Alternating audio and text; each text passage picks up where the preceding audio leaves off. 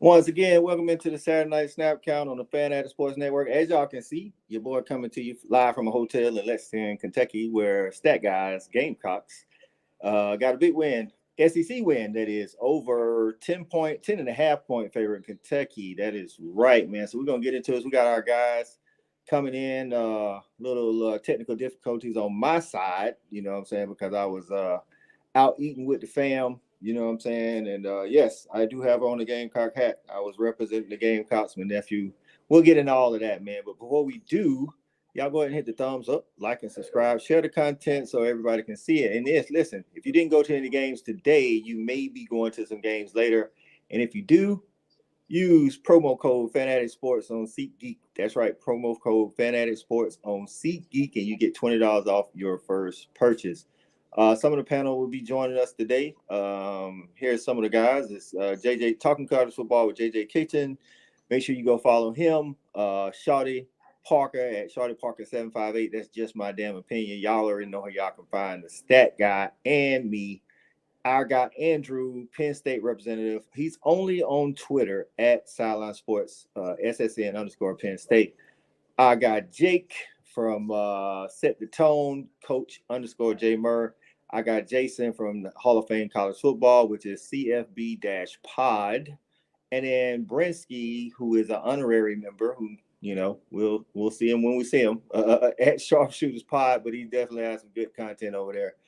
All right, man, let's go ahead and bring all our guys in, man. Here we go. I got Jason, got Shawty, and we got Andrew. What's going on, fellas? What's up? What's up?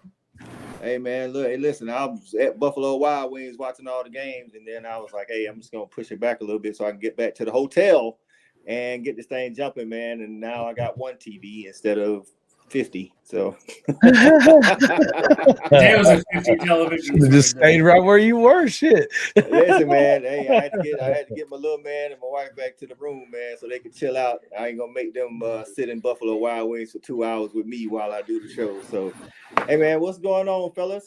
What's going on? Okay, we got Benji in the house already. Benji in the house. Our Future was in here. Stat Guy gonna be on one tonight. Hey, you already know our Future, and it's just not because the Gamecocks won, but hey, man, my nephew got down today. I told him after the game, I said, you just needed me at the game. That's all it was. All right, Stephen G in the building. What's going on? I'll be in once this slugfest is over. I understand, Stephen G. I understand wholeheartedly, my guy. Shawty, what's going on with your dog? Gentlemen, how's it going, man? Hey, man, you know, we're making it work, man. I'm on the road. You know what I'm saying? Lexington, Kentucky. You know what I mean? Yeah, a lot of football again to talk about, man. A lot of good matchups, man. That's right.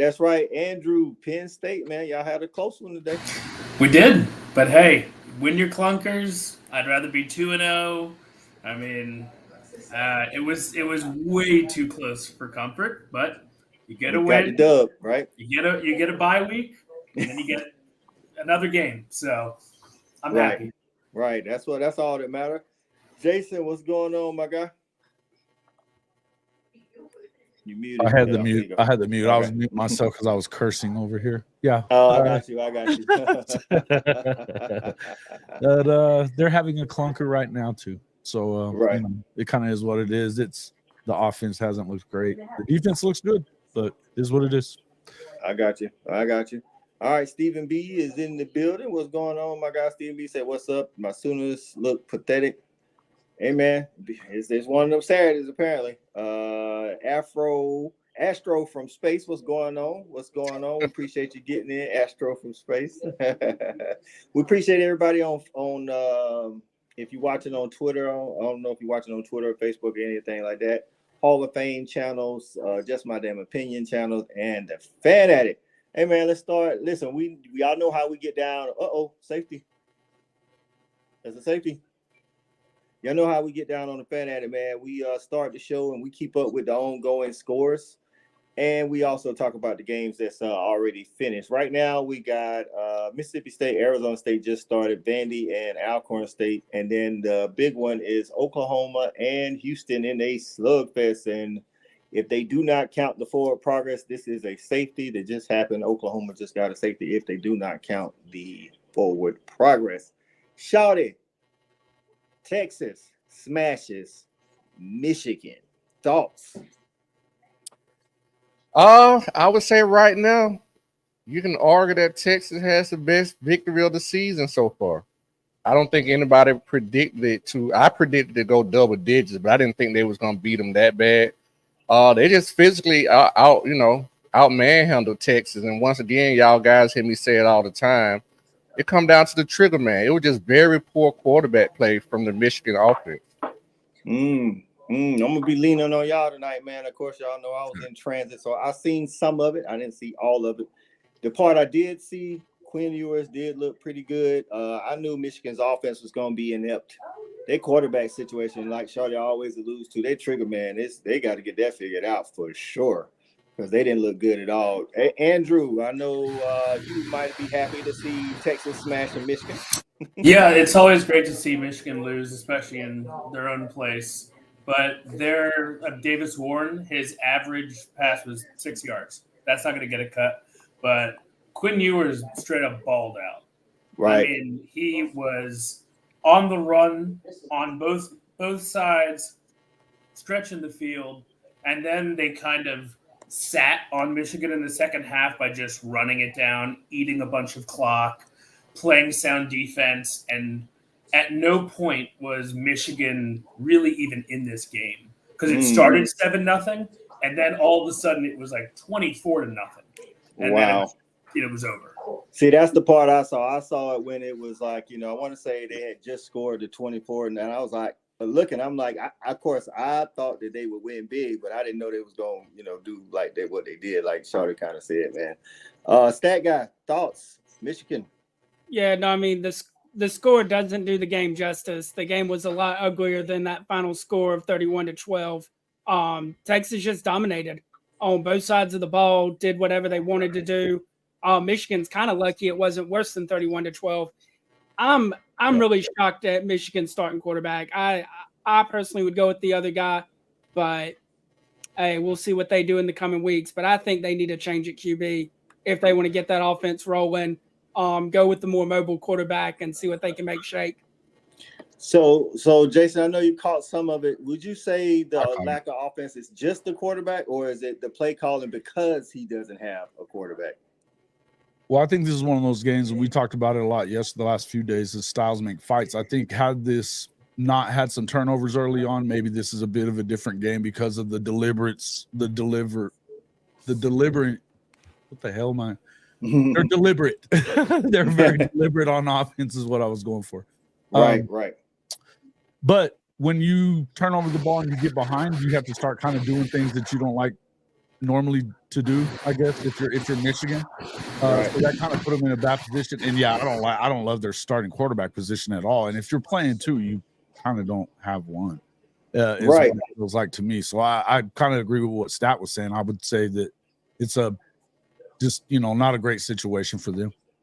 Right. So I'm wondering why they didn't go into the portal and get somebody, Shawty. Do you think they really felt confident in these guys? Because from what I seen last week and the little bit I seen this week, I can't see why they didn't go to the portal to get somebody. I mean, it could be a little bit of both things. It could be, they felt comfortable with what they had coming back in the two guys, and it also could have been what was available to them, who was willing to come there. Some guys want to come there and will go to a program and immediately start. Some guys, don't mind competing. So I can't really speak on that situation. But I will say, I don't think it's just necessarily the quarterback. They are not a very good team. This is not the same Michigan. Right. You think that got something to do with Sharon Moore not being able to control all the controllables as opposed to, Jim Harbaugh? I don't know. I think oh, my bad. Go ahead, Shawty. No, go ahead. No, go ahead. I'm really done. Go ahead. No, I just think that I think it's a little early. I mean, he's taken over a situation where they lost a lot of people to the draft, and they lost some. They didn't really have as much coaching continuity either.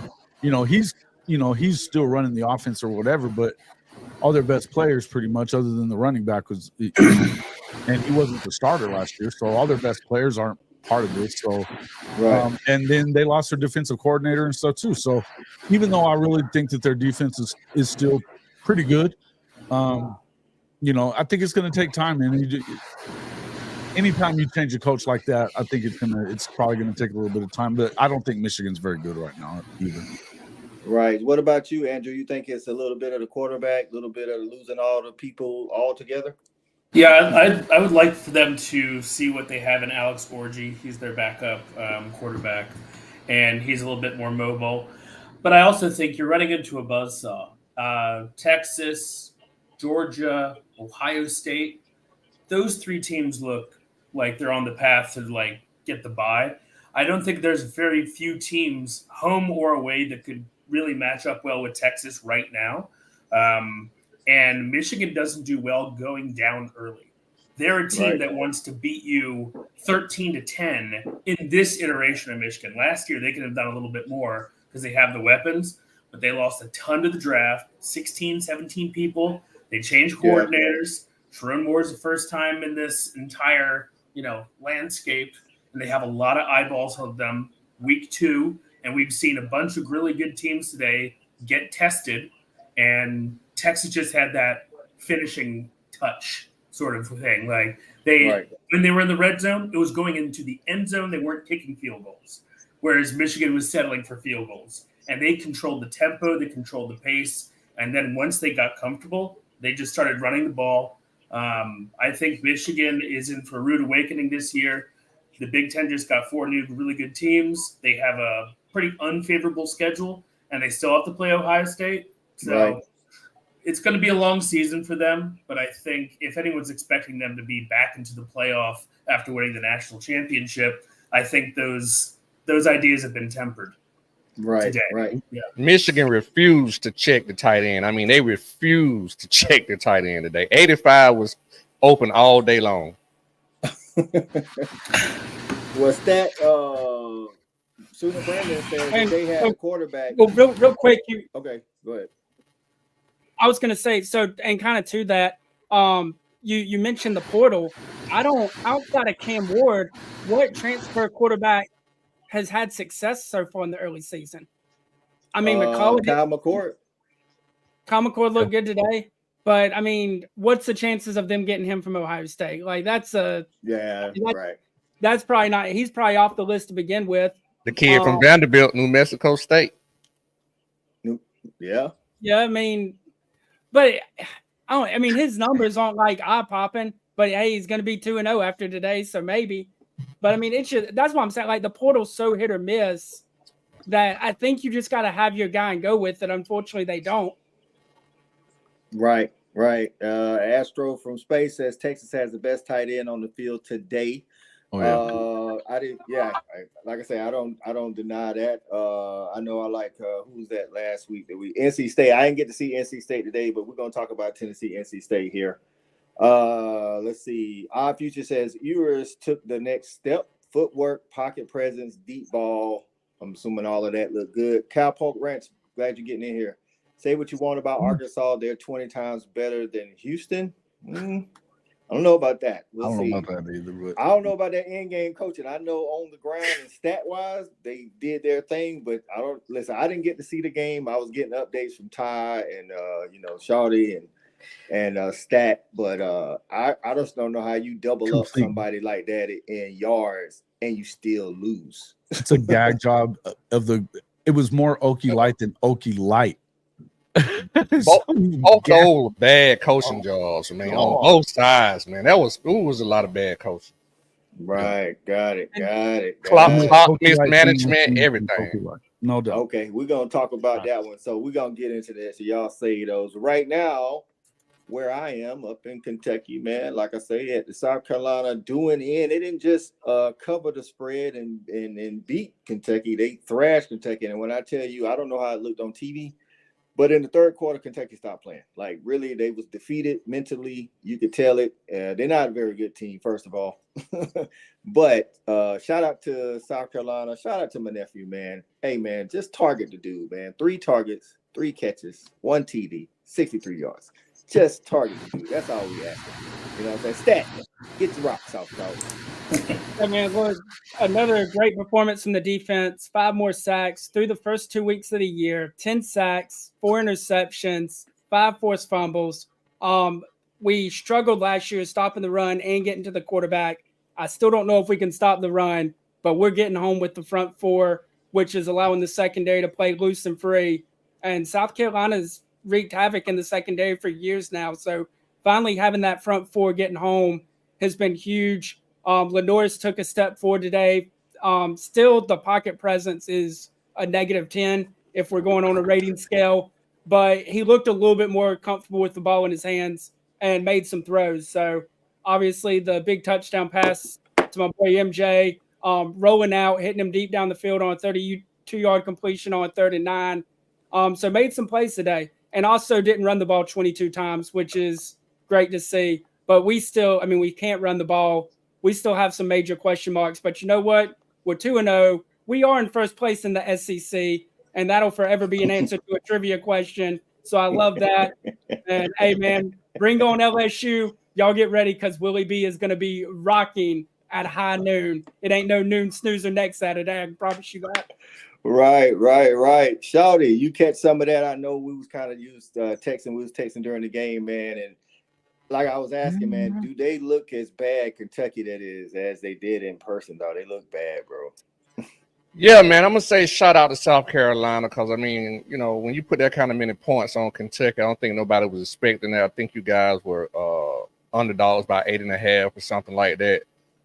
This is what I want to say, and I've already said it again. The ineptitude at the quarterback position at Kentucky, there's no way they can start Vandergriff again. I mean, the kid was, I think, 3 for 9 for 30 yards. 3 for 10. Like, bro, come on. Like, they by far are the worst team in the conference now. I mean, that's awful. And I don't even know if Kentucky is just so bad as an overall team. It's just a quarterback position. The play from the quarterback position is so bad, they can't get nothing going. And the defense just stays on the field the whole game because they 3 and out. Right. It looked like that. Like I said, it looked like that in person, but I know sometimes when you're in person, it looks different on TV because you can see different angles. But Coach, he looked bad. He did not look like a Division I starting quarterback. Yeah, and they offensive line, South Carolina defensive line got after that offensive line all night. Dylan Stewart once again was a problem. Astro from Space says Kentucky lost. They didn't just lose. Astro. No, they got baptized. Yeah, right. They got baptized. Right. Give me your thoughts on that one, Andrew. I mean, if you look at Brock Vandegrift, so 3 for 10 for 30 yards, a pick and a fumble. And he also had -29 rushing yards. That means that man had 1 yard of net offense in the whole. You do not win games like that. I don't care if you are playing Howard. You can play whomever you want to play. You need more than 1 yard from your quarterback. Right. Congratulations to South Carolina. I do not like your schedule. Good Lord. LSU, Ole Miss, Alabama, Oklahoma in a 5-game stretch. Lord have mercy. God, get your wins now. Get your wins now. But so with that, LSU's look vulnerable. They're potentially beatable. I don't know if we can.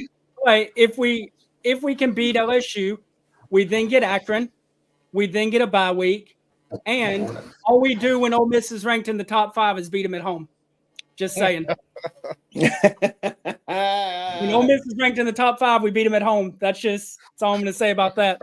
I didn't see the rose tint to your glasses, but I would love to live in your world with that. Hey, I mean, listen, you know get what, ready man? for it. Celebrate I'm telling you, get ready for a whole This game is week of really it. Go hard. ahead, Jason, give me your thoughts on that game today, dog. Well, first off, shout out to Maceo Bennett, man. The nephew did his thing, man. The dude's balling out already as a freshman. That's the freshman you want to see. You could have probably used him as a receiver. To be quite honest with you, especially with the way that they've kind of played. But nah, man, way to go for South Carolina. I think after last week, you kind of take a look and see. You think that, man, they're probably trash. But what has Kentucky really been the last couple of years? You know, aside from winning their non-con games, they really didn't look that good. It almost seems like somebody's a friend of ours that we all know was talking about maybe that Florida should go after Stoops because he's kind of had their number. And I was like, what Stoops? I was like, I don't buy it. He wasn't working. He wasn't working Gainesville. It's his style. He ain't flashy enough. He wouldn't work in Gainesville anyway. But I'm saying I don't even know that it's. I think that at this point you're starting to have expectations for Kentucky because of what he's done. Don't get me wrong, but he's not the guy to take you to the next level. So I would tell you that Vandegrift did not look good at all. You were in the stands, so you know that. But I would tell you that I was like, wow. I'm glad that he didn't end up at Oklahoma because he very well could have, and instead of Caleb Williams. But yeah, man, I think overall it is what it is. There, I don't think Kentucky's as good as people act like they are. Yeah, and who knows what? I mean, I don't think he was all that great coming out of high school, but if he had Lincoln as a tutor, I don't know, maybe he looks better than he did. He would have to look better than he did today because he looked horrible today. I'm saying, OU got the win 16-12. Game is final. We're gonna talk about that game later, but just keep this on your board. Chris Shannon kind of alluded to what Jason just mentioned, saying we have no go-to wide receiver. I don't know about no go-to wide receiver, but we'll get into that. Available go-to wide receiver would be the right answer to that. Right. So, hey man, shout out to the Gamecocks, man. The Gamecocks did their thing today, man. Getting a big win. Listen, listen. Normally this is happening in the Gamecocks, but they did it to Kentucky today, and they was piling out of there early third quarter. They're the only team with the SEC victory, right? Right. They're the only ones. They're the only ones that got an SEC victory. That's right. They're the only one. First place in the SEC for a week. That is right. First place in the SEC. All right, man, let's wrap up this first slate of games, man, and talk about my boy, Fran Brown, getting the win over Georgia Tech today. Kyle McCord looked good once again. And I think it showed that I think this kind of shows maybe I don't like the transitive property, but kind of you know what I'm saying, shows how bad Florida State really is, you know what I'm saying? Not to down anybody else. Shawty, did you catch any of this Cuse Georgia Tech game? Come on, dog. You know it's always a good day when Tech lose. Yeah, I saw a little bit of it, man. I just think it really is indicative of how Fran Brown has been able to infuse this team with talent so fast. I mean, it's been a very quick. Somebody got a lot of feedback. I don't know who it is. Yeah, Andrew, can you mute until I get to you? Yeah, thank you, my guy. Yeah. I mean, it's just awesome the way he's been able to bring in so much talent and get it rocking and rolling so fast. But I also think it's also a little bit of a sign that Georgia Tech maybe is not as good as we thought they were with that win over Florida State as well. But over and all, shout out to Fran Brown, man. I think he got the team on the right track, man. Right. Jason, he brings in Kyle McCord, who Ohio State fans didn't really care for last year. But I thought it was a little too hard on the guy. I thought he played pretty good last year. Brought in some weapons from Georgia. And then they got their tight end back who didn't play last year, Rondé Gaston. So big win for Cuse there. Hey, man, and we were calling it. I mean, I think we were a couple of the guys that called it this week, and I kind of expected that.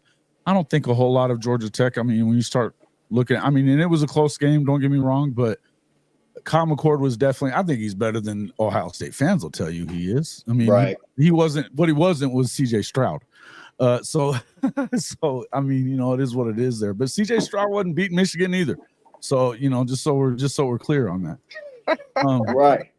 So, you know, it is what it is. Say that again for the people in the back, Jason, right? Man, but in the end, I think that, you know, when you send Fran Brown and those guys up there, they've got some other really good coaches, and they can all recruit, man. And you know, when it gets going like it does, you know, if they get it going a little bit at Syracuse, man, that dome kind of does some crazy things to people up there. So it is what it is. I look forward to seeing kind of how it plays out, but I don't think the ACC overall is probably in a situation that you don't look at any of them as being that damn good, just to be honest with you. And Georgia Tech, come on, bro. Right. Andrew, Georgia Tech alum 2004 says hopefully his guys can play better next week. What do you think about Georgia Tech and Syracuse? Was it more about Cuse or was it more about Georgia Tech, you know, not being as good as people thought they were? Well, I think Kyle McCord balled out today. Rondé Gaston did his thing that he's always done. And I think to the point with Georgia Tech, because for years they were the team that were kind of on the downtrodden. I was just looking at this. They were down 31-14 with 8 minutes to go, and they respond with 2 back-to-back touchdown drive.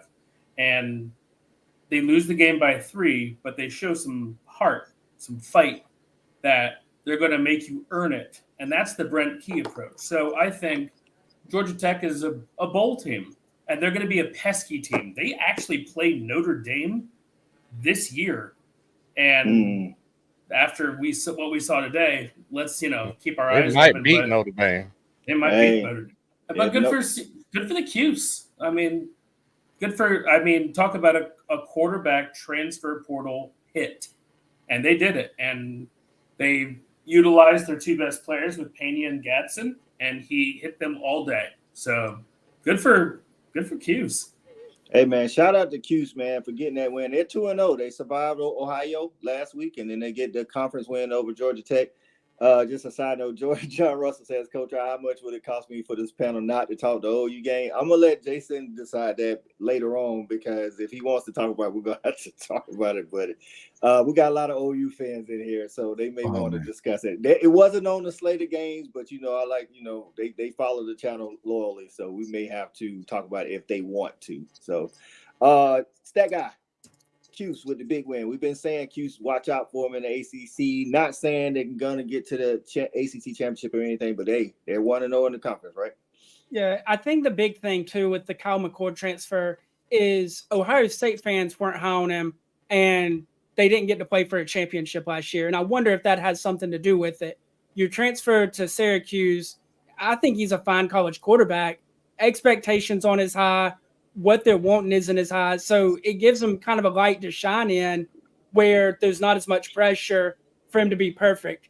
But the 2 big things for today, the first was that Georgia Tech didn't fold, and they battled back and kind of made a game of it late, which is good to see for that program if they're going to try to compete in the ACC. But the other thing was that Cuse was able to jump out on them and kind of put their foot on their throat. Obviously, you would like to see him finish it and not give up the back-to-back touchdowns, but they got themselves in that position to be up 31-14 and kind of put themselves in really good shape. But overall, it was a good game. Definitely, it was exciting once Georgia Tech decided to start moving the football in the fourth quarter. Had to get into it. So just another good game on a Saturday. Right. All right, Jason. You already talked about that. Okay. Anybody else got any final thoughts on the Tech Cuse game before we move on? All right. So next up, Arkansas fumbles the game versus Oklahoma State. Listen, at one point, wasn't they up like 2+ scores in this game? They were up 21-7 at one point. Right. So I did. Somebody text me. I want to say it was Todd. Todd told me that Arkansas had like almost 650 yards of total offense, and Oklahoma State only had like 350. What in the world? I didn't get to see any of that game. What happened, Shawty? Like I say, man, I hate to sound harsh, but that was a very bad game of coaching from both head coaches. Bless Sam Pittman Hart, man. He just found a way to lose that game. I don't even understand it. And I tell you what I will say about Arkansas. Arkansas can cause you problems. I like what they do on defense. The guy off the quarterback is good. He's a very good athlete, but I don't know if he's going to survive the year. They got to find a way to take some pressure off of this kid because they putting the whole game on him. And that's basically what happened that, once I almost called him Oakley Light. Oklahoma State started making adjustments. They started kind of keying on the kid, and it became harder for him to score because I think after it was 21-7, they only scored 2 times more. So Oklahoma State started to make adjustments, and that's the thing that Sam Pittman didn't do. They never made any adjustments, and they just let Oklahoma State back into the game. So, Jason, I know you watched that game. Ty was telling me about some field goal decision or not to kick a field goal or something like that by Arkansas. Oh, yeah, when they went for it on 4th down instead of kicking the field goal. Yeah, that was stupid. But I think he had just missed a 43-yarder on the drive or 2 before that. Oh, okay. Yeah, but he also had him make like a 46-yarder or something like that too. I mean, and this one wasn't that long. It was like a chip shot at most. Yeah. You know what I mean? Yeah, I didn't like it. I didn't love it, and especially when you're nursing the league, you go ahead and try to take points instead of going for it right there. In my opinion, You know, you do whatever you want as the coach, but I think that Sam Pittman's been making bonehead decisions for the last few years. That's just my opinion. I just don't see when you have turnovers were part of it, but there was a lot of just scratch your head moments in that game. You know what I mean? It just felt like a lot of real, what the hell is this about? And they had a bunch. I mean, listen, don't get me wrong. Oklahoma State definitely, or Okie Light would have been correct there, Shawty, just so you know. But they definitely weren't playing very well either. They took advantage of some situations that they should have, but they also, I mean, I think Ollie Gordon had 6 carries for 11 yards in the first half. I mean, they absolutely didn't do much. He didn't do much, and they were. To me, you look at that first half. I think I saw Cody on Twitter talking about how they had run the ball 26 or had thrown the ball 26 times in the first half, and just had the 11 or just had the 6 rushing attempts in the first half for Oklahoma State. That doesn't surprise me. I don't know what as bad as I don't think that Mike Gundy's a great coach. I think Casey Dunn's probably the worst offensive coordinator I've ever seen. And he had to bail him out last year by coming in and just running the ball when they have you got the best running back probably in the country, certainly in that stadium for sure. Why the hell isn't he getting the football? They got away with one, man. They definitely got away with one. No two ways around it. Right. Yeah, John Russell, you may be okay. Good comment about Notre Dame. We might talk about that a little bit later. That's a surprise game. I definitely didn't see that coming, but you may be outnumbered in the whole not talking about the OU game. These guys are going crazy in the comments. Oh, Andrew, Arkansas, Oklahoma State, dog.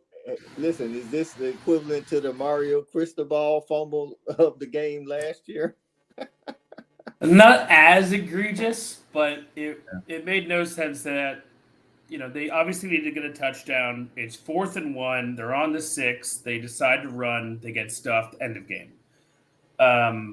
Their Arkansas's kicker was 1 for 3, but Talon Green accounted for 477 yards, and they still lost the game. Ollie Gordon only rushed for 49. Like, if you just saw these stats and gave it to the two coaches beforehand, you would think that Arkansas steamrolled them. But it came down to coaching. It came down to situational football.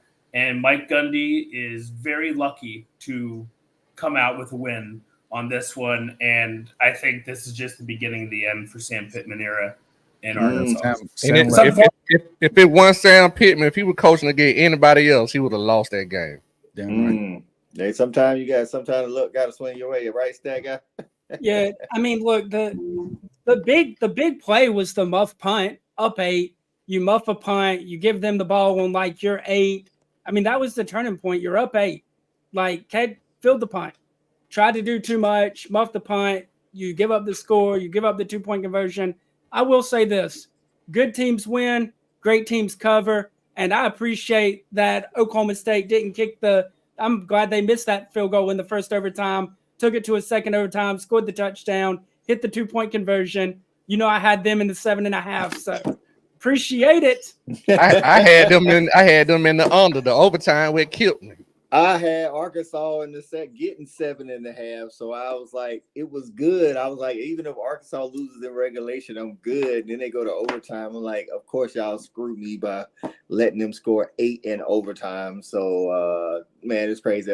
John says Arkansas screwed themselves. Bad clock management at the end. Stupid foul calls on the defense and no QB urgency. But Talon Green, he's not a freshman, but he's not very much experienced. I think last year was the first year he started at Boise State.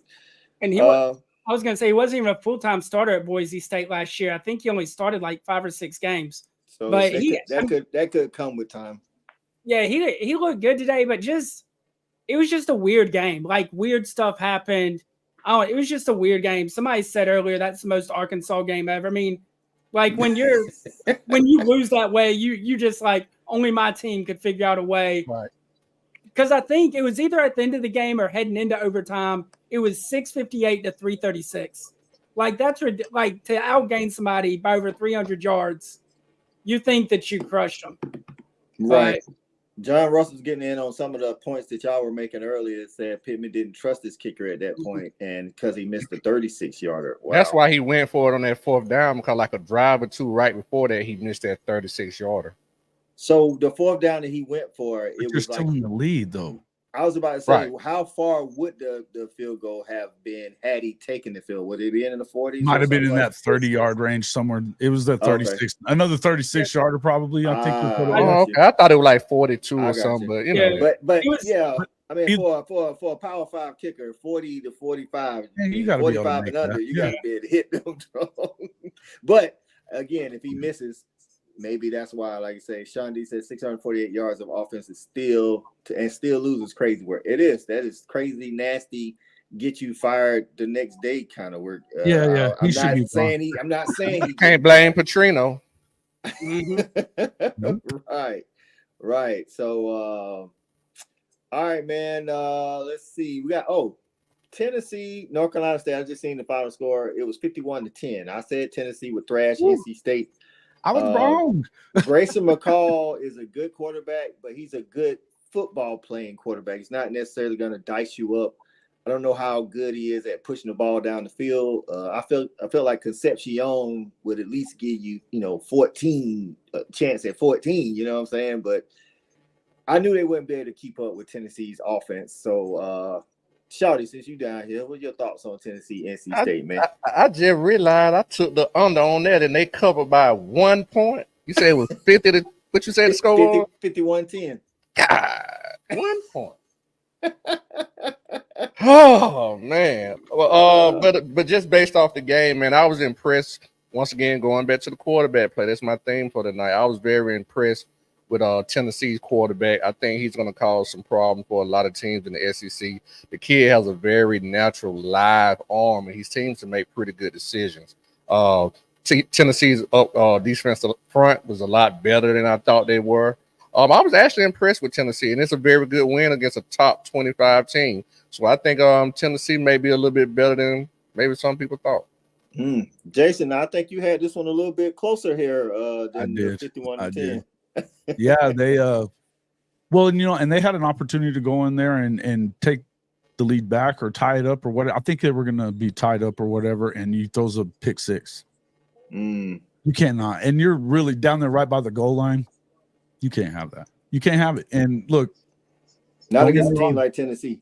No, not against them. And look, man, they look good though. They look really good. I think that the defensive side for NC State isn't good. I think we saw that a little bit last week, and we really saw it this week because you got an offensive-minded coach there that he's got a quarterback that can spin it a little bit, and they've got some good receivers, and they even run the ball well too. So, to me, that's the one thing that Josh is really the only air raid guy, aside from Lincoln when he's doing it correctly, when he used to do it correctly, that runs the football and runs it downhill. They're one run first team. So I would tell you that, that it looks like a really good team. You're going to have to – Oklahoma needs to play much better than they played tonight if they're going to win that game in a couple of weeks. But I would say that it's good game by Tennessee. Terrible game by NC State. I was definitely wrong. Andrew, so Jason did say something there as far as the NC State. They struggled in week 1 against Western Carolina, and a lot of people kind of chalked it up, kind of like some other people's first week and say, well, the play calling was vanilla. They knew a game was coming. I don't think that's always the case, and it might not be the case here with NC State. No. I mean, if you're looking at the stats, Tennessee tripled their total yards. Funny enough, it doesn't really pop out of the stat sheet, but they controlled the tempo. They forced one interception, which was the pick six, and they just kind of controlled the game. They were very balanced.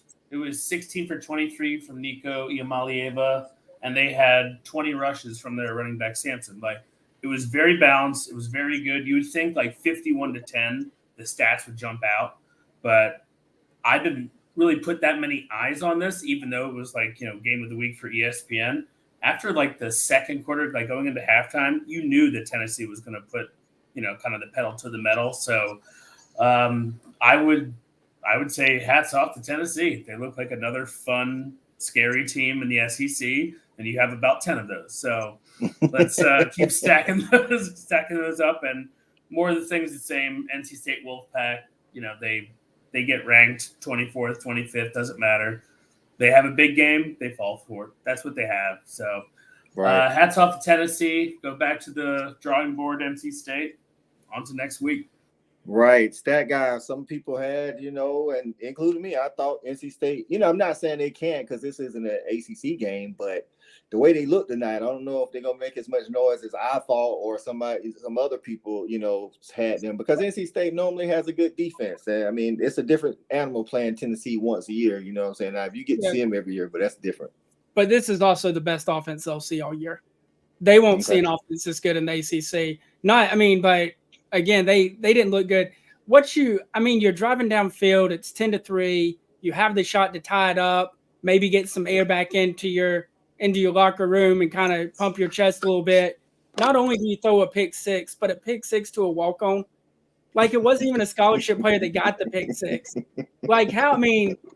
That ain't somebody they're circling on walkthrough on Thursday. Like, hey, don't throw towards this guy. Like, that's rough, dog. Like, that's rough. I will say for a reason.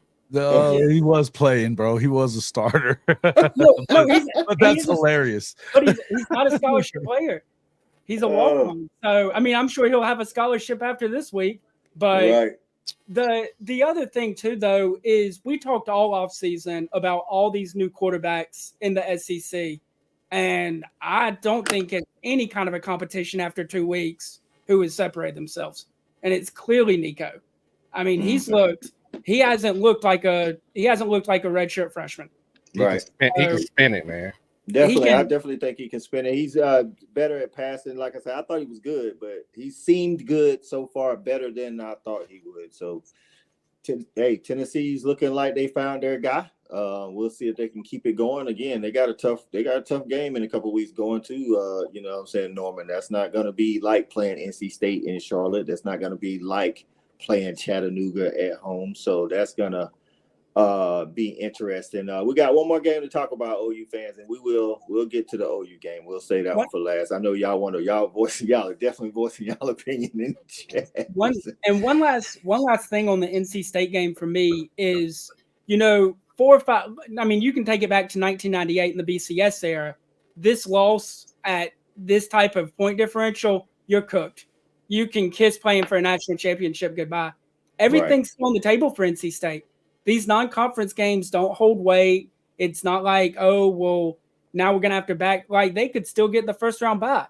So while this loss hurts, and maybe it's good, though. Maybe it shows them where they need to improve and where they need to work on in these coming weeks. Everything's still in front of them. Got it. So the last game we'll talk about before we get to OU and Houston, Colorado and Nebraska. If I'm not mistaken, that is complete, and Raiola outdo Sanders, and they jumped on them early, dog. When I first got finished, with the game here, and we got to where we was going, I saw it was like 28-0 or something like that. I was like, whoa, like they ain't even scored a field goal, dog. Like, what's going like? So it sounded like I say Raiola outdo Sanders, but it sounded like more so that Nebraska's defense, Jeff, stat guy, outplayed, of course, Colorado's defense. Well, so the big thing with that, Colorado can't run the ball. Deion, Coach Prime alluded to that heading into halftime. He's like, we can't run the ball. And our defense is on the field too much, and we can't run the ball. And so because of that, people are dropping 6 and 7 into coverage. They're still getting home, bringing 3 or 4 because their O-line still isn't fixed. And it's just a bad recipe. But one of the big plays to me was right before the half. Raiola makes a pass. The pass probably should have been knocked down and or picked. It doesn't. It goes through the defender's hands. The wide receiver pops it up, catches it, and then walks into the end zone. And when stuff like that's happening, it's just not your night. Go ahead and fold it in, take the L on the chin, and keep it moving. Hey, the part I saw, Shawty, Raiola looked comfortable, dog. He didn't look like a true freshman quarterback. Raiola, when he plays, he just looked like he comfortable. You know what I'm saying? Like I've been doing this, so this is nothing new. That's how he looked. It helps when you ain't get no pressure. Oh, that's true. And one thing I said, man, I think we talked about this on previous shows. Like, this the same team. I don't even know how, from a psyche standpoint, they move forward. It's gonna be hard for Dion to get those guys motivated because you come out hot, you go from sugar to poop. You know what I'm saying? Penthouse to the pole house in 1 week. And that's just what happened last year. So once again, they can't run the ball, they can't stop nobody on defense. All they want to do is throw the ball. I just don't really have much to say about them because it's just the same thing, to be honest. I don't really know where they go from here, and with their schedule, I don't know if they go bowling this year. And that's a good point. And Student Legends, the final score was 28-10. So 28-10. Jason, you and I both have high, valuation on Sanders and Travis Hunter. But I heard somebody on the radio say this week, Jason, that Colorado's a bad football team with about 5 elite players. That's fair. That's fair. You know what I'm saying? I don't think that I think, but I don't know about you, but I expected Nebraska to win like this. I figured they cover. I figured they win by 2 touchdowns. They haven't been able to fix enough. As you said, they've got 5 really good players. And it may not be much more than that. It really may not be, because and that is when you have that in and out mentality, and you've got guys coming in, guys leaving, guys coming in, guys leaving. We're talking about 2 years, and look, I still look at Colorado as a building situation because they have to be, but I don't think that this is the way that you can build this program up, is by just being so heavy in that transfer portal. Coach Prime's probably going to have to go out there and recruit better so that they can build around it. I don't think, but Raiola, he looked good. He definitely looked good. I don't know that I would say he's a better football player than Sanders right now. He may be later. No. But I don't think he's a better football player than Sanders right now. What the difference in this thing is that they have a defense and they ran the football. A much better team. Jason. That's exactly what I saw. I saw when I tuned in, Nebraska was up 21, I think, and they was running the ball, playing that complementary football I'm always talking about. They was like, okay, we're going to run the ball, give our defense a little rest, chew up some of this clock, and keep this offense, even if they was hot, they would have been able to keep them off the field. So, Andrew, God, Colorado look bad, bro. Nebraska, I ain't trying to take that away from Nebraska. It's disappointing, man. But Colorado, like Shawty said, looks exactly the same, just different players. Yeah.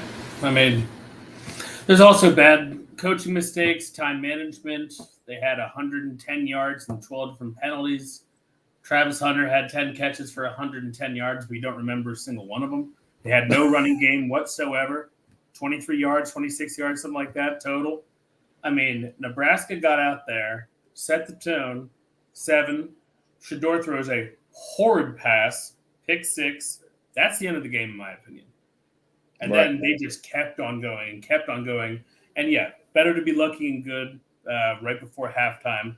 It should have been an interception. It turned into a touchdown. So, that's the way the cookie crumbles. And, it's not like Colorado was a secret of being a rebuild. They had made 1 game in the bowls for 2020, but who knows what about that season. And then before that was 2016.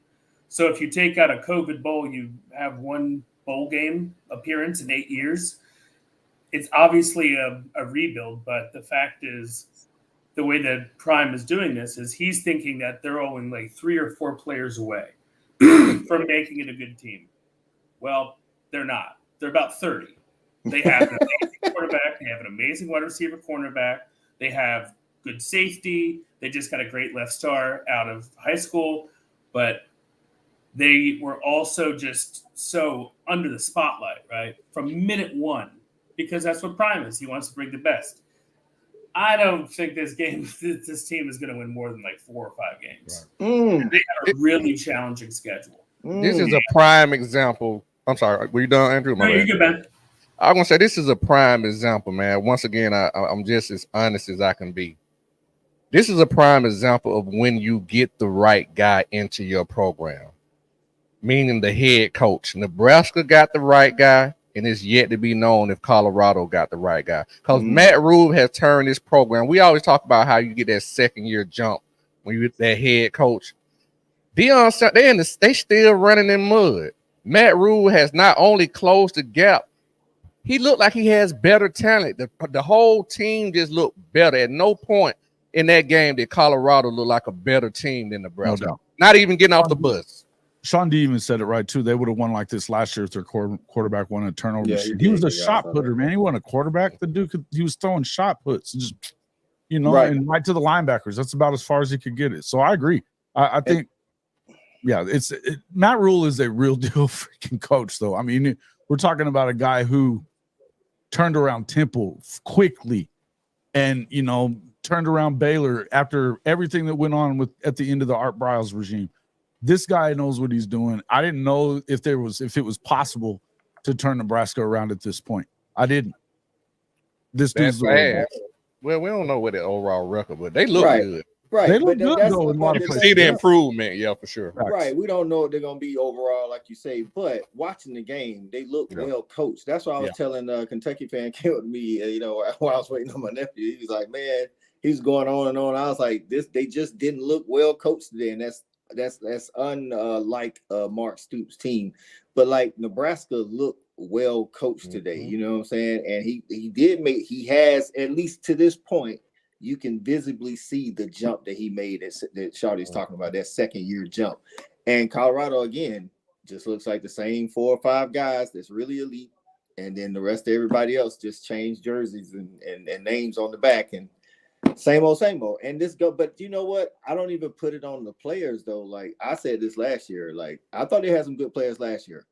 I think they got some good players this year. I just don't believe in the staff overall in-game coaching. I just don't. It's like, they, great motivators. When is it gonna show? That hasn't shown yet. I don't think it will. I'm agreeing with you. Yeah. Coach Prime himself is, he's said on numerous occasions, and you hear Shedeur talking about it, he doesn't want Shedeur leaving the pocket and running. The guy runs a 4.3. Let him go do what he needs to do.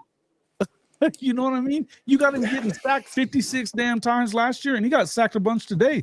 Let the dude go and do what he's got to do. I don't agree. I agree with you. I think the in-game decisions and the way that he's allowed whatever it is that I don't know what it is that's clogging his head up about the way his kids play. Let them go. Let them go. I'm gonna be honest with you, man. Like business decisions. Like already the non-running game in 2 years, you go and get all these people out of the portal, and you don't figure out.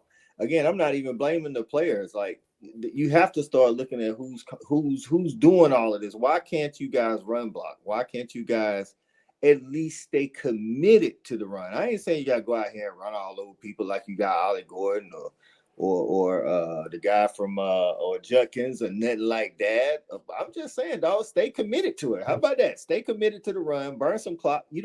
This is the thing. I know this is something simple. I feel like, and it feel like it does trickle down to the players. They feel like they got to score every single time they step on the field. I'm not saying you shouldn't try to score, but complimentary football sometimes is running some of this clock down so we can get our defense a rest and playing the punt game to play field position. That's good coaching when sometimes you're not moving the ball like you want to move the ball. A quick update, boys are up at halftime 20-14 on Oregon. I took boys in a 19.5 in our pick 'em, by the way. I took the points too. I think it was 21.5 when we had it. Pick 'em, man, and dog, Oklahoma State let me, they scoring 8 in overtime, sticking me. Iowa. I mean, I know that's not a game we're covering today, but Iowa, I had them. They lost, right? Straight up. I don't know if they lost. They lost. Yeah, they lost straight up. They lost. Last second field goal. It was only a 3-point spread, and they was favored by 3. I took them. Who else I took that let me down, man? I was like, y'all let me down at the end of the game. End of the game. Cincinnati bottled it. Oh God, they beat Pitt down. That's all I say. When I looked at it, it was like 28-7 or something like that. It was crazy. So, but that's Colorado and Nebraska in a nutshell. We'll see what Colorado goes. And like I say, I actually came into the year saying that Colorado, I guess I was watching a lot of Colorado preview shows and falling for the hype. I was like, they going bowling. They might be 7-8 wins. You know what I'm saying? I'm believing the hype, but at the end of the day, like I say, I'm not even blaming the players, bro. I'm putting all this on the coaches, dog. You can't have, because they got a whole new set of players, but look like Shawty say exactly the same as they did All last sizzle, year. no steak. Right. So still listen, undisciplined. Right. These guys in the comments been going crazy. And I know Jason is chopping at the bit to calm some of them down, man. That's not going to happen tonight. This 20 minutes after the damn game got over with, that shit ain't happening. I don't really care to even talk about it at this point. All right, y'all heard it, man. I can tell you this much. The world did not end tonight for Oklahoma. That defense was really good again, and up against Willie Fritz's teams, I mean, they were much improved from last week. That defense was the real deal. All I know is that it's not about just the offensive line. It's not about just this or just that. There's a lot of things that have to come together for the offense. Will it? More than likely. Is it right now? No. You don't have any. You've got all brand new receivers that have been out there playing. They're not on the same page with Jackson. It is what it is. It is what it is. They still won. They still won the game. And how many times have you seen them win a game that their offense isn't clicking at all? Been a while. Right. So listen, man, y'all already know Jason's gonna do a real in-depth dive into this game. And he definitely has a point. Like sometimes, dog, you gotta take a beat. You know what I'm saying? You gotta take a beat. Y'all right after the game, but I will show y'all comments. I know y'all got frustration. Some of y'all don't. Kyle says, part of me wants to believe that Fritz is just that good of a coach, but the logic in me says that OU's offense just needs to figure it out and fast. Hey, man, again, it could be a good point. We'll see. Sooner Cowboy says OU O-line is why OU offense sucks. That could be. That's not even it, though, either. If you were watching the game, actually, you would see that he was running out of the pocket when the pocket was full and intact. So tonight it was actually Jackson. I didn't get to see a lot of the game, but I did see what Jason just talked about. I saw Jackson leave the pocket, and literally there was a pocket, and he just left the pocket and made the wrong read. But again, I didn't get to see the whole game, and I want to see the all 22 before I actually go in about what happened on this particular night. Kyle says O-line was actually decent today in the past game, so it isn't just that. Sooner Cowboy says, nah, J.A. was never comfortable and no 100-yard rusher. So you're saying the running game didn't help him out. Okay, got you. Trojan Fight says, maybe Phil Steele's SEC online rankings aren't wrong. Listen, wherever he had OU, I don't know where he had OU because I'll look at Phil Steele. Phil Steele to me is like PFF, to be honest with you. You take them with a grain of salt. Neither one of them pretty good at their job. So Kyle says, okay, you talking to Sooner Cowboy. I know football. Jason just ain't in my feelings. Yeah. He is in his feelings, bro. He is in his feelings. They're all in their feelings. You should see the Discord right now, Coach. Hot damn. And it's been like that the whole game. Hey, you'd have heard the Kentucky fans today. They ain't winning another game this year. I was like, I mean, you got to have some OOC games against a directional school or something, you know what I'm saying? But Claymore says when you can't run block, that's half of your offense, and the defense can load the secondary. It's a problem. Okay. Fritz might be just might be that good of a coach. I don't know. The offense is completely one-dimensional because of the OL. Well, hey, first off, score. Go ahead, Jason. Can I just say this? Okay, yeah, the O-line was missing a lot of its starting guys tonight. If they're dinged up at all, they're not playing. And I think that could be an issue as far as that's concerned. I think that if they're good enough to play, you might probably want to get them in there by at least next week and try to see if you can get them to gel a little bit more because it is a new line. Am I overall worried about this offensive line? No, I'm not. I think that we still have one of the best, if not the best offensive line coach in the country. They have talent there. There's some things that they got to work on for sure. I think that it is what it is when it comes to that. But overall, I didn't really see. It was just kind of clunky, man. It was just kind of clunky. It wasn't really like it was an O-line problem or this problem or that problem. I think there was a little weird stuff. You had a lot more drops again tonight. Again, the receiving core itself was pretty much all brand new, every one of them. And they didn't really, I don't feel like they stayed on the same page at any point. And maybe Jackson was a little jumpy in the pocket and shouldn't have, you know. Again, he's also brand new to the offense. So some of these things are going to take a little while to gel, but I think if they can finally get it going with the running game, and I don't know that they have the right running backs in there or what's going on there either. We'll see.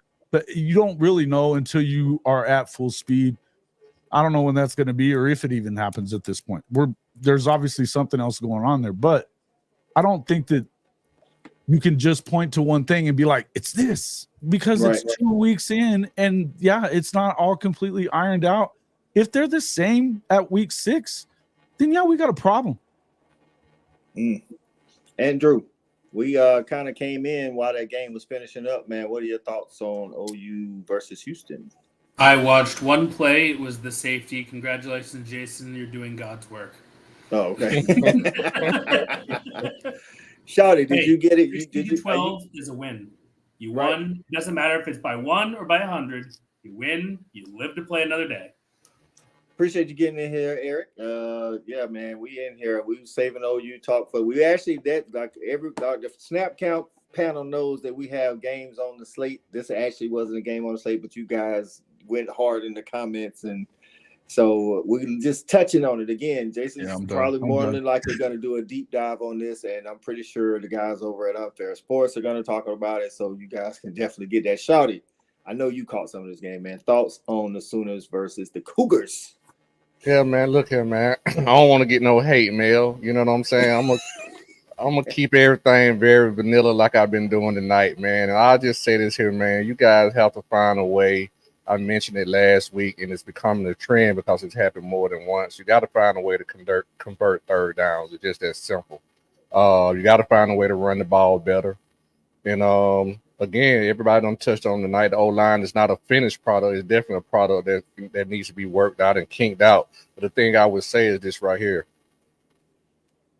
If you're going to be doing what you're doing, this is the time to do it, because the schedule is going to only get tougher. So you got another game. I think another soft game. Tulane.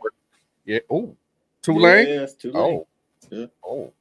They lost to Kansas State today by 7, but they covered. But they got jobbed on the last. They look game. good. Yeah, they look good. Norman, they go to Norman next week though. So Tulane got some playmakers, but yeah. With that being said, man, I'm not gonna kick OU while they down and nothing like that. They did get the win, but I would say this right here, and just all fairness and honesty, you have to start looking at this team from a standpoint of you that you do have issues. And these issues need to be fixed immediately. It can't be this, well, maybe next week or, it's just, no, it's everything count.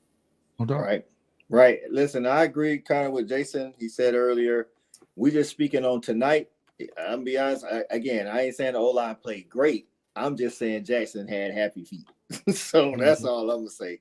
Tonight, Jackson had some happy feet out there, and he going to have to slow down. Even when there's a little bit of pressure on you, dog, like you can't automatically bail on the pocket like that. I know he doesn't have all his wide receiver targets and things of that nature, and the running game ain't helping him out. But sometimes you got to be that guy. You know what I'm saying? Yeah, and he missed some throws. There's no two ways around it. I was not having the Jackson hate last week. Tonight he deserves the better part of it, not the offensive line. If you're gonna be on somebody tonight, from what I could tell, it's got to be on Jackson, because he missed some throws that were there. He missed some throws because he was running out of the pocket. I think, happy feet's a good way to put it. Right. Shout out to Bullish Zombie Rebel. How do we not have Notre Dame on the slate, Coach? Because they was playing Northern Illinois. They lost to Northern Illinois. Fair enough. I got all the games. Yeah. On Monday. Fair enough. Riley Leonard couldn't do passes. They couldn't run the ball. We should probably talk about that. Listen. If I'd have put that in the group chat, y'all would be like, "Why coach y'all putting Northern Illinois and Notre Dame on the slate?" Until the game went the way it did, though. Right. But we can talk about it a little bit. I was just trying to let some of the guys get some of their frustration out so they can be level-headed tomorrow or Monday. That's a worse loss than Florida State and Georgia Tech, right? Because they were top 5. Yeah, in North, sure a bad loss by Notre Dame. And I didn't get to hear Freeman's press conference. I saw it when we was at I saw it on the TV. It was at Buffalo Wild Wings, but I couldn't hear it. And I'm like, bruh, I don't know what you're saying after that loss, because I don't know. Maybe y'all got the big head or whatever. They were more physical than Notre Dame up front. I mean, they offensive line just demolished their front. They lost to Stanford last year. They lost to Marshall. I mean, they lose these weird games. Listen, man, Freeman can't keep losing games like this. Freeman. This one's on Freeman. I mean, you could say Riley Leonard didn't throw the ball worth of shit. There's no two ways around that. And that's where Coach was at. He was trash throwing the ball today. But listen, y'all jumped on me last week when I was telling y'all that, though. Well, not y'all, Coach did. Let me take that back. I was gonna say I didn't say shit to you. I took it back. And I mean, I'm not even trying to. But Coach said that to me earlier. It's one of the very few things that I only answered him once, and I was like, I don't even really know what to say, Coach. And he was saying it. They weren't good throwing the ball. I also think that you kind of take a look at that. But yes, I think, as Andrew said, think about the Marshall game. Think about the fact they lost to Stanford in the first year. This is an issue that's within the inner workings of this football team. There's something wrong in the locker room there. I don't know if that they're letting them be too free.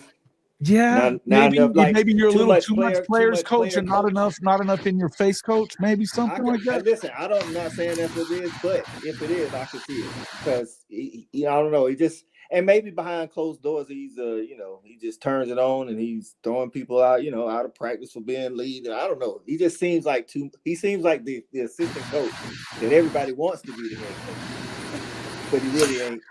That's what it seems like at this moment. Trojan Fight. Tarkin the problem. What are you referring to? If any, can you clarify that for us? He's talking about him at playing the left tackle position. They lost for left tackle for the year. Listen, I can tell you like this: if the O-line is a problem, it ain't just the tackle. I can tell you that. Like when the O-line's a problem, the O-line, it's not. You see it one guy getting beat, but if you think today was an O-line problem, it definitely. What about their D-line? The running back had almost 200 yard rushing. He had 100 passing and catching, if I'm right. Yeah. I just don't think the O-line, the part I saw, the O-line. You're talking Oklahoma now again? We're talking Oklahoma. No, we're talking about Notre Dame and Notre Dame. No. And Tario Brown is the man's name. Right. Okay. I got it. I don't think you can say that it's the Notre Dame left offensive line's problem. They went into Kyle Field last year and last week. Texas A&M has a great defensive line. I can guarantee you they have a better defensive line than NIU, but I mean, NIU worked them today. Yeah, they were more physical. It was amazing. Shout out. Right. Claymore says true. JA was bad today. Okay, that's good. Could have been worse. Could have lost to Northern Illinois. Like overrated, right? That it could have. Shout out to B for getting in. Appreciate you getting in. At the end of the day, you don't count the W's and L's on Real Talk. You got the dub. Right. So Alec F1 says the offense is dysfunctional on many levels. No run, no deep ball. TEs are productive. Nick Barley, appreciate you getting in. Says Missouri hasn't all out a score through 2 games. They look really good. Who they playing tonight? Like Southwestern State or something? Nobody. I ain't taking nothing from it. Hey man, it's hard to hold people to 0. I ain't gonna lie. Facts. You know what I'm saying? So shout out when we'll see when they actually, I think Missouri's a pretty decent team. I don't know if they played Murray last year.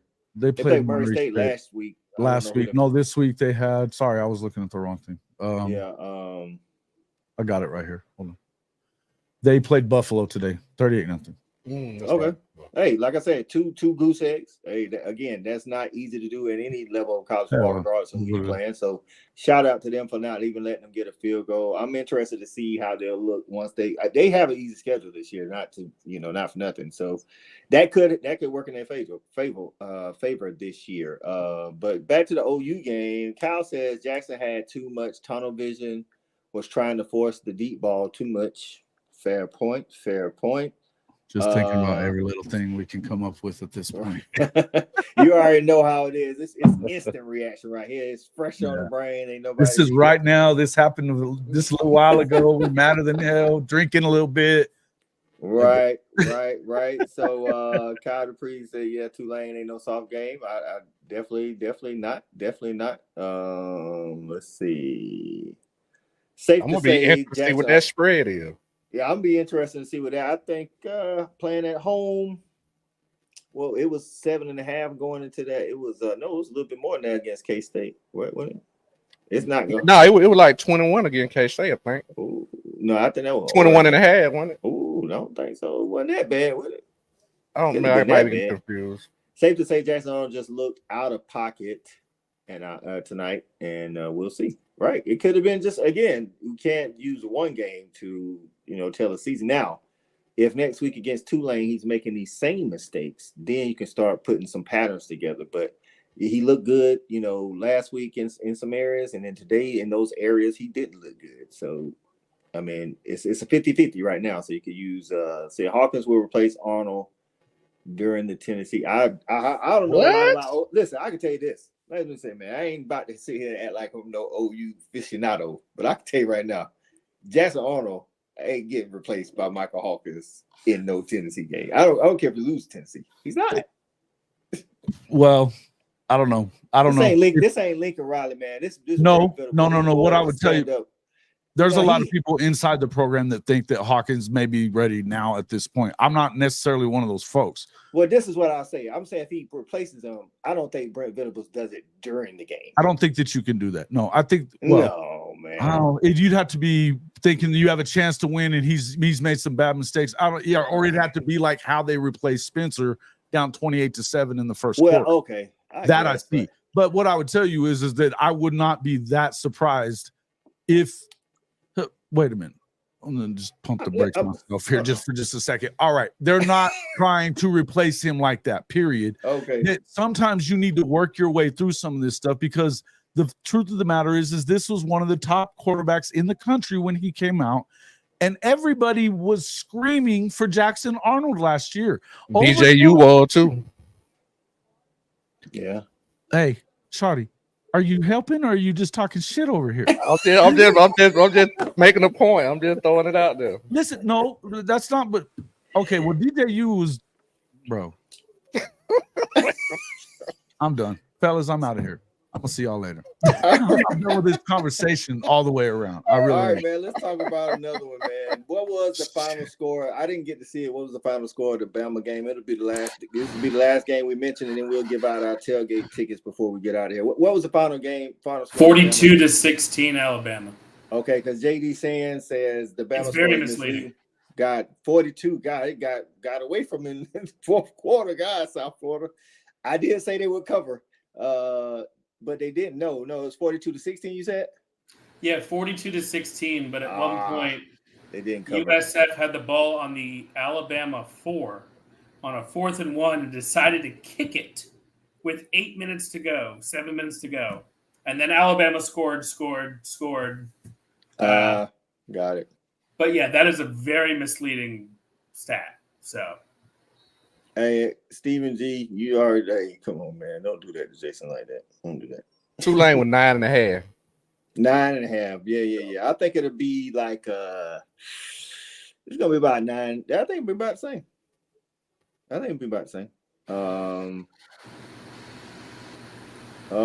Let's see if we got anything in here other than the Notre Dame stuff. So Alabama, the part I saw.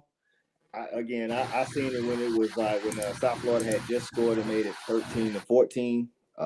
Alabama didn't look like themselves. I don't know what was going on. Almost like they felt like they could just roll their helmets out there because they got the A on. I mean the number, you know what I'm saying? Because they're Alabama, and South Florida was gonna lay down. But nonetheless, they got the big win at the end. I don't know how that fourth quarter got away from them like that. So just the athletes took over. Jalen Milroe just too much, man. I got you. All right, people in the comments, people watching, and panel, we're going to give out our tailgate tickets. Let's give out our tailgate tickets. I'll start, and I'm going to give a nod to the South Carolina Gamecocks, but my tailgate ticket goes to my nephew, Mazio Bennett Jr., 3 targets, 3 catches, 63 yards, and a touchdown. Just throw him the ball, Neilio. We appreciate you, my guy. Let's get Neilio's comments up there. What's going on, Neilio, man? Appreciate the super chat. 499 say all is well. That is right. All is well. Neilio. K-State got the dub. It was tight, but they got the dub. Hey, survive in advance, baby. That's all it got. That's all it is. That's all it is. Okay, let me see if I can put them back in here. Authenticate. with YouTube. I won't even let me put you back in, Jason. It's giving me edit name, kick from studio, or ban from studio. I don't want to do any of that. Try to go out and come back in, Jason, so we can get your tailgate ticket, my guy. Oh, we ain't talking about OU no more, man. Come on back. There you go. Boom, boom, boom, boom, boom. I wasn't running from anything. Shit, I don't do that. Right. So my tailgate ticket goes to Maysville Bennett Junior South Carolina game because I'm up here and with them. So yeah, that's my tailgate ticket. Andrew, tailgate ticket. Who does it go to? I'm gonna go with Antonio Brown in Northern Illinois. Man, you stole my thunder. Okay. Well, I could say Connor Bazelak. No, you go ahead. Okay, Connor Bazelak, Bowling Green. He played Penn State very well today. He looked efficient in the first half. Second half, he did better, but dude was spinning the rock all over the place in a hostile environment. So good for him.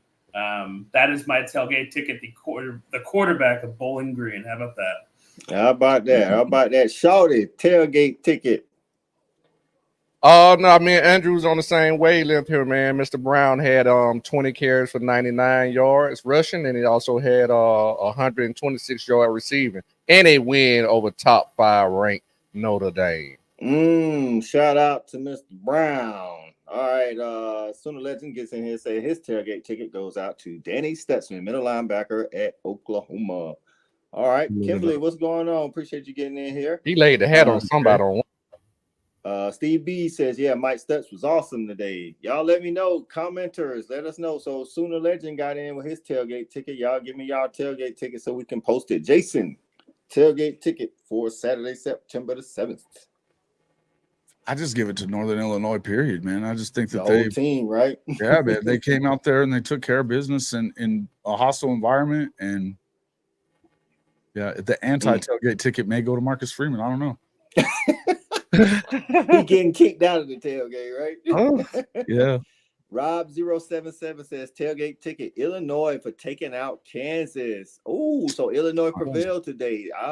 They was knocking on the door when I was coming in back into the room, so I didn't know. Yeah, they won by 6. I actually have a different one that I could probably go with though too. Go ahead, Jason. Iowa State coming out and beating Iowa today, 20-19. It didn't look like they were going to do anything the whole way. I think the Iowa having an offense a little bit overblown, although they were going up against a really good defense in Iowa State, but they had that in hand almost the entire way. So for them to come in and find a way to kind of win that one on the road I mean, man, that's big. That's big in that game. So it is.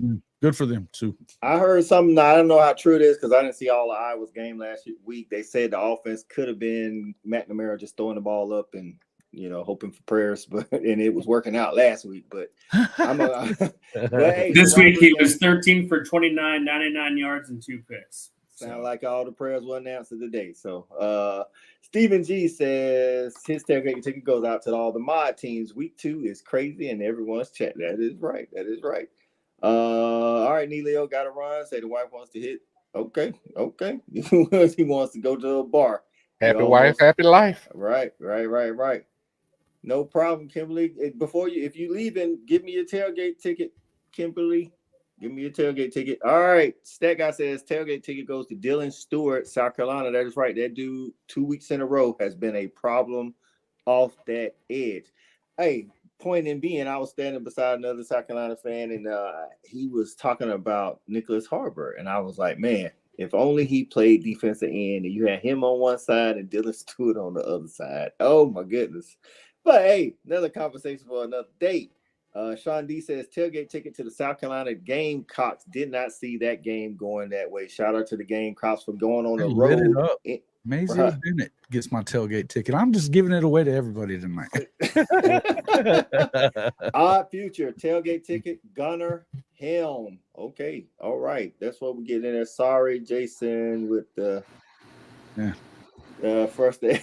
Hey, that's how it be sometimes, dog. That's my get off your butt. Get your butt off my tailgate ticket goes out to Joshua Bate for the. I don't know. I'm trying to look at that a little different. He got thrown out at the end of the game, but he was protecting Jackson Arnold after the guy hit him on a kneel down. That was the second time that happened there. That case because Quinn Ewers got hit on a kneel down today. He got hit on a kneel down, and But the guy didn't get a flag though. On yours. I know. I didn't. That's what I'm saying. The Michigan guy didn't get no flag. Did the guy? So whatever happened there, I don't know if the guy from Houston get a flag. I don't know, Ben. I was watching at the end, but I think more than I'm looking at it right now, and I'm going to figure it out more later. But I think he definitely got flagged for doing that, and he took off his helmet, screaming and all kinds of stuff. I mean, he was freaking out. He wanted to beat the shit out of the guy, and he's a fighter. Okay. But these are offensive linemen taking care of their quarterback. So to me, I don't know. Does that mean he missed next week, Jason? I don't know. I don't know for sure if he. I don't know if he was kicked out or if he just got a flag. That's what I need to make sure about. If he got kicked out, yeah, I think you have to miss the next game, don't you? Isn't that the rule? It's something like that, a quarter or so. It's something. I don't know. Half, I think. Yeah, something like quarter. It's a half. If they haven't changed, it's a half because George Pickens got kicked out of the Georgia Tech game, and he had to miss the first half of the SEC game. So he just got a 15-yard penalty. He wasn't. The reason that people are upset with him though is because of the fact that kneel down would have ended the football game. They ended up having to kick the ball to Houston, and they got another shot. Gotcha. So don't get me wrong. I get it. You know what I mean? I get it. And with the way things were going, yeah, if they lose the game, yeah, he probably never plays again. And Brent was pissed. You could tell he was pissed. So maybe instead of him getting kicked out, he got the flag, and then Brent just took him out. Like, you ain't playing him. Yeah, they took him out. They took him out for sure. Well, and they were punting anyways. I mean, I don't know that he was, but Brent, like, Bill Bedenbow was talking to him fairly sternly, and Brent walked up and told him, he like pointed at him to get the hell off his sideline, basically, you know, like.